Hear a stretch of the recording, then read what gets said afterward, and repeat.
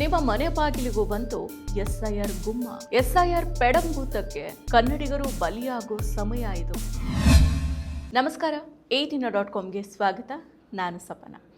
ಮತದಾರರ ಪಟ್ಟಿಯ ವಿಶೇಷ ತೀವ್ರ ಪರಿಷ್ಕರಣೆ ಅರ್ಥಾತ್ ಎಸ್ಐಆರ್ ಅನ್ನೋದು ಪ್ರಜಾತಂತ್ರದ ಕಗ್ಗೊಲೆಗೆ ಹೊಸ ಸಂಚಾಗಿದೆ. ಸಂವಿಧಾನದ ಮೂಲಭೂತ ಹಕ್ಕಾದ ಮತದಾನದಿಂದ ಈ ದೇಶದ ಮೂಲ ನಿವಾಸಿಗಳನ್ನ ದೂರ ಇಡೋ ಹುನ್ನಾರವನ್ನ ಹೊಂದಿದೆ. ಎಸ್ಐಆರ್ ಅನ್ನ ಬಿಜೆಪಿ ತನ್ನ ಅಧಿಕಾರವನ್ನ ಉಳಿಸಿಕೊಳ್ಳೋದಕ್ಕೆ, ತನ್ನದೇ ಮತಗಳನ್ನ ಹೆಚ್ಚಿಸೋದಕ್ಕೆ ಹೂಡಿರೋ ತಂತ್ರ ಆಗಿದೆ. ಈ ಮೂಲಕ ತನ್ನ ವಿರೋಧಿಗಳನ್ನ ಮತದಾನ ಪ್ರಕ್ರಿಯೆಯಿಂದ ದೂರ ಇಟ್ಟು ಅಧಿಕಾರ ಮೆರೆಯೋ ದುರುದ್ದೇಶ ಇದೆ ಅಂತ ವಿಪಕ್ಷಗಳು ನಿರಂತರವಾಗಿ ಆರೋಪ ಮಾಡ್ತಾನೆ ಇದ್ದಾವೆ. ಆದರೂ ಕೂಡ ಎಸ್ಐಆರ್ ಪ್ರಕ್ರಿಯೆ ಚಾಲ್ತಿಯಲ್ಲಿದೆ. ಇದೀಗ ಏಪ್ರಿಲ್ 2026ರಿಂದ 22 ರಾಜ್ಯಗಳು ಮತ್ತು ಕೇಂದ್ರಾಡಳಿತ ಪ್ರದೇಶಗಳಲ್ಲಿ ಚುನಾವಣಾ ಪಟ್ಟಿಗಳ ವಿಶೇಷ ತೀವ್ರ ಪರಿಷ್ಕರಣೆಯನ್ನ ಪ್ರಾರಂಭ ಮಾಡಲಿದೆ. ಹೌದು, ಭಾರತದ ಚುನಾವಣಾ ಆಯೋಗ ಏಪ್ರಿಲ್ನಿಂದ ಕರ್ನಾಟಕ, ದೆಹಲಿ ಸೇರಿದಂತೆ 22 ರಾಜ್ಯಗಳು ಮತ್ತು ಕೇಂದ್ರಾಡಳಿತ ಪ್ರದೇಶಗಳಲ್ಲಿ ಮತದಾರರ ಪಟ್ಟಿಯ ವಿಶೇಷ ತೀವ್ರ ಪರಿಷ್ಕರಣೆ ಪ್ರಕ್ರಿಯೆಯನ್ನು ಪ್ರಾರಂಭಿಸಲಿದೆ. ಈಗಾಗಲೇ 13 ರಾಜ್ಯಗಳು ಮತ್ತು ಕೇಂದ್ರಾಡಳಿತ ಪ್ರದೇಶಗಳಲ್ಲಿ ಎಸ್ಐಆರ್ ನಡೆಸಿರೋ ಚುನಾವಣಾ ಆಯೋಗ ಸುಮಾರು 4 ಕೋಟಿಗೂ ಹೆಚ್ಚು ಮತದಾರರನ್ನ ಮತಪಟ್ಟಿಯಿಂದ ಹೊರದಬ್ಬಿದೆ. ಇದೀಗ ಉಳಿದ 22 ರಾಜ್ಯಗಳಿಗೂ ಕೂಡ ಇದು ಕಾಲಿಟ್ಟಿದೆ.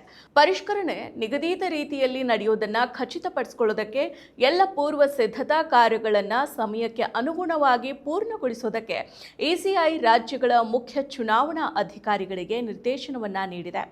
ದಿ ನ್ಯೂಸ್ ಮಿನಿಟ್ ವರದಿ ಮಾಡಿದಂತೆ ಆಂಧ್ರಪ್ರದೇಶ, ಅರುಣಾಚಲ ಪ್ರದೇಶ, ಚಂಡೀಗಢ, ದಾದ್ರಾ ಮತ್ತು ನಗರ ಹವೇಲಿ ಮತ್ತು ದಮನ್ ಮತ್ತು ದಿಯು, ಹರಿಯಾಣ, ಹಿಮಾಚಲ ಪ್ರದೇಶ, ಜಮ್ಮು ಮತ್ತು ಕಾಶ್ಮೀರ, ಜಾರ್ಖಂಡ್, ಕರ್ನಾಟಕ, ಲಡಾಖ್, ಮಹಾರಾಷ್ಟ್ರ, ಮಣಿಪುರ, ಮೇಘಾಲಯ, ಮಿಜೋರಾಂ, ನಾಗಾಲ್ಯಾಂಡ್, ದೆಹಲಿಯ NCT, ಒಡಿಶಾ, ಪಂಜಾಬ್, ಸಿಕ್ಕಿಂ, ತ್ರಿಪುರಾ, ತೆಲಂಗಾಣ ಮತ್ತು ಉತ್ತರಾಖಂಡದಲ್ಲಿ ಈ ಪ್ರಕ್ರಿಯೆಯನ್ನು ಕೈಗೊಳ್ಳೋದಕ್ಕೆ ಮುಂದಾಗಿದೆ.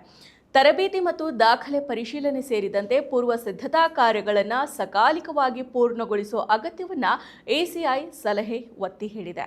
ದಿ ಇಂಡಿಯನ್ ಎಕ್ಸ್‌ಪ್ರೆಸ್ ವರದಿ ಮಾಡಿದಂತೆ ಎಸ್ಐಆರ್ ಪ್ರಕ್ರಿಯೆ ಎಲ್ಲ ನೋಂದಾಯಿತ ಮತದಾರರು ಎಣಿಕೆ ನಮೂನೆಗಳನ್ನು ಸಲ್ಲಿಸಬೇಕಾಗುತ್ತೆ. ಕೆಲವು ವರ್ಗಗಳಿಗೆ ಅರ್ಹತೆಯನ್ನು ಸ್ಥಾಪಿಸೋದಕ್ಕೆ ಹೆಚ್ಚುವರಿ ದಾಖಲೆಗಳು ಬೇಕಾಗುತ್ತೆ. ಉದಾಹರಣೆಗೆ ಪೌರತ್ವದ ಪುರಾವೆ 2000 ದಶಕದ ಆರಂಭದಿಂದನೂ ECI ಪೂರ್ಣ ಪ್ರಮಾಣದ ಪರಿಷ್ಕರಣೆಯನ್ನ ನಡೆಸಿಲ್ಲ. ಬದಲಿಗೆ ವಾರ್ಷಿಕ ನವೀಕರಣಗಳು ಮತ್ತು ಚುನಾವಣಾ ಪೂರ್ವ ಪರೀಕ್ಷೆಗಳನ್ನು ಅವಲಂಬಿಸಿದೆ. ಪ್ರಸ್ತುತ ಎಸ್ಐಆರ್ ಆದೇಶವನ್ನ ಸುಪ್ರೀಂ ಕೋರ್ಟ್ನಲ್ಲಿ ಪ್ರಶ್ನೆ ಮಾಡಲಾಗಿದೆ. ತೀರ್ಪು ಇನ್ನೂ ಕೂಡ ಬಾಕಿ ಇದೆ. ಎಸ್ಐಆರ್ ಪ್ರಕ್ರಿಯೆಯ ವೇಳೆ ಮತದಾರರ ಪೈಕಿ 1987ಕ್ಕಿಂತ ಮೊದಲು ಜನಿಸಿದವರು ತಮ್ಮ ಜನ್ಮ ದಿನಾಂಕ ಅಥವಾ ಜನ್ಮ ಸ್ಥಳವನ್ನ ಸಾಬೀತುಪಡಿಸಬೇಕು. 1987 ಜುಲೈ 1 ಮತ್ತು 2004 ಡಿಸೆಂಬರ್ 2 ನಡುವೆ ಜನಿಸಿದವರು ತಮ್ಮ ಜನ್ಮ ದಿನಾಂಕ ಮತ್ತು ತಮ್ಮ ಒಬ್ಬ ಪೋಷಕರ ಜನ್ಮ ದಿನಾಂಕ ಅಥವಾ ಸ್ಥಳವನ್ನ ಸಾಬೀತುಪಡಿಸಬೇಕು. 2004 ಡಿಸೆಂಬರ್ 2 ನಂತರ ಜನಿಸಿದವರು ತಮ್ಮ ಜನ್ಮ ದಿನಾಂಕ, ಸ್ಥಳ ಮತ್ತು ತಮ್ಮ ಇಬ್ಬರು ಪೋಷಕರ ಜನ್ಮ ದಿನಾಂಕ, ಸ್ಥಳವನ್ನ ಸಾಬೀತುಪಡಿಸಬೇಕಾಗತ್ತೆ. ಇವುಗಳನ್ನು ಸಾಬೀತು ಮಾಡೋದಕ್ಕೆ ಮತದಾರರು ತಮ್ಮ ಮತ್ತು ತಮ್ಮ ಪೂರ್ವಜರ ಪೌರತ್ವವನ್ನು ಸಾಬೀತು ಮಾಡಬೇಕು. ಆದರೆ ದೇಶದ ಗ್ರಾಮೀಣ ಭಾಗದ ಬಹುತೇಕ ಜನರು ತಮ್ಮ ಜನನ ಪ್ರಮಾಣ ಪತ್ರವನ್ನೇ ಹೊಂದಿರೋದಕ್ಕೆ ಸಾಧ್ಯ ಇಲ್ಲ. ಹೇಗಿರುವಾಗ ಪೂರ್ವಜರ ದಾಖಲೆಗಳನ್ನು ಕೇಳೋದು ತಳ ಸಮುದಾಯ, ಹಿಂದುಳಿದ ಹಾಗೂ ಅಲ್ಪಸಂಖ್ಯಾತ ಸಮುದಾಯಗಳಲ್ಲಿ ಬಹುತೇಕರನ್ನ ಮತದಾರರ ಪಟ್ಟಿಯಿಂದ ಹೊರಗಿಡೋ ಆತಂಕವನ್ನ ಹುಟ್ಟುಹಾಕಿದೆ. ಈ ನಡುವೆ ಆಧಾರ್ ಕಾರ್ಡನ್ನು ಪುರಾವೆಯಾಗಿ ಪರಿಗಣಿಸುವಂತೆ ಸುಪ್ರೀಂ ಕೋರ್ಟ್ ಆದೇಶವನ್ನ ನೀಡಿದೆ. ಆದರೆ ಆಯೋಗ ಅದನ್ನು ಮೂಲ ಪುರಾವೆಯಾಗಿ ಪರಿಗಣಿಸ್ತಾ ಇಲ್ಲ. ಬದಲಾಗಿ ಪೂರಕ ಪುರಾವೆಯಾಗಿ ಮಾತ್ರನೇ ಪರಿಗಣನೆಗೆ ತೆಗೆದುಕೊಳ್ತಾ ಇದೆ.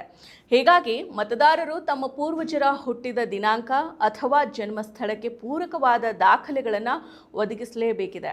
ಗಮನಾರ್ಹವಾಗಿ ಬಿಹಾರದಲ್ಲಿ ಫ್ಯಾಮಿಲಿ ರಿಜಿಸ್ಟರ್ ಮತ್ತು ಡೊಮಿಸೈಲ್ ಸರ್ಟಿಫಿಕೇಟ್ ರೀತಿಯ ದಾಖಲೆಗಳನ್ನು ಎಸ್ಐಆರ್ ಅಲ್ಲಿ ಪರಿಗಣಿಸಲಾಗಿತ್ತು. ಆದರೆ ಪಶ್ಚಿಮ ಬಂಗಾಳದಲ್ಲಿ ಅವುಗಳನ್ನು ಪರಿಗಣಿಸಲಾಗ್ತಾ ಇಲ್ಲ ಅಂತ ಸ್ವತಃ ಬಂಗಾಳದ ಮುಖ್ಯಮಂತ್ರಿ ಮಮತಾ ಬ್ಯಾನರ್ಜಿ ಅವರು ಆರೋಪ ಮಾಡಿದ್ದಾರೆ. ಹೀಗಾಗಿ ಎಸ್ಐಆರ್ ಪ್ರಕ್ರಿಯೆ ಬಿಜೆಪಿ ಆಡಳಿತದಲ್ಲಿರೋ ರಾಜ್ಯಗಳು, ವಿಪಕ್ಷಗಳ ಆಡಳಿತದಲ್ಲಿರೋ ರಾಜ್ಯಗಳಲ್ಲಿ ವಿಭಿನ್ನ ಆಗಿದೆ. ಆಯೋಗ ಬಿಜೆಪಿಗೆ ಪೂರಕವಾಗಿ ಪ್ರಕ್ರಿಯೆಯನ್ನು ನಡೆಸುತ್ತೆ ಅನ್ನೋ ಆರೋಪಗಳಿದೆ.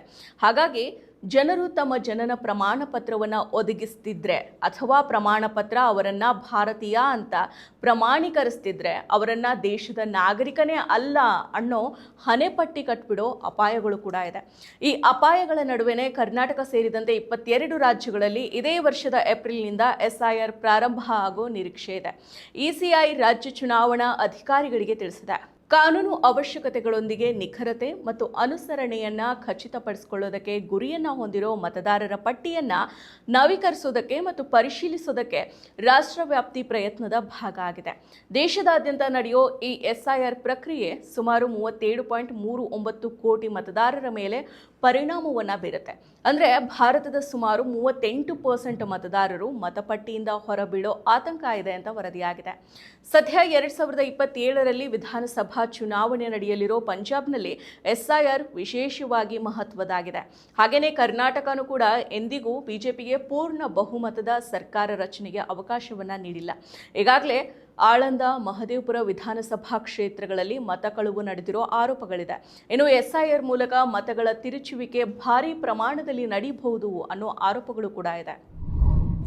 ಮತ್ತಷ್ಟು ವಿಶೇಷ ವಿಡಿಯೋಗಳನ್ನು ನೋಡಲು ಮತ್ತು ಹೊಸ ವಿಡಿಯೋಗಳ ಬಗ್ಗೆ ತಿಳಿಯಲು ಈ ದಿನ .com ಯೂಟ್ಯೂಬ್ ಚಾನೆಲ್ ಸಬ್ಸ್ಕ್ರೈಬ್ ಮಾಡಿ ಮತ್ತು ಬೆಲ್ ಐಕಾನ್ ಕ್ಲಿಕ್ ಮಾಡಿ.